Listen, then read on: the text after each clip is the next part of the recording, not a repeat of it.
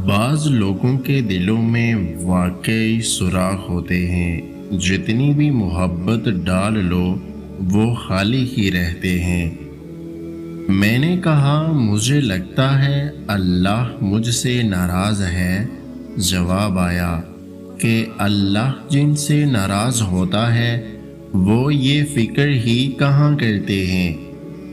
इससे कोई फर्क नहीं पड़ता कि आप दिखने में कैसे लगते हैं, अगर आप लोगों के लिए आसानियां पैदा करते हैं तो आप दुनिया के खूबसूरत तरीन इंसान हैं।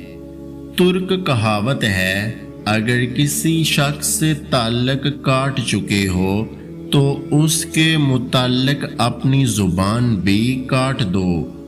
बाज़ फैसले आपसे अल्लाह करवाता है और उसके किए गए आसमानी फैसलों का जवाज़ ज़मीन पर ढूंढा नहीं करते। सब नावल वक्त का ज़ाया नहीं होते। हम जो कुछ पढ़ते हैं वैसे ही बनते हैं, इसलिए कोशिश करें कि अच्छी किताबों का मुतालिया करें। अगर बेहतरीन आदमी को मुल्क का लीडर ना बनाया जाए तो फ़र्क उस कौम को पड़ता है, उस बेहतरीन आदमी को नहीं। आपको अपनी पसंद और ख्वाहिश के ऐन मुताबिक चीज़ सिर्फ बाजार ही से मिल सकती है।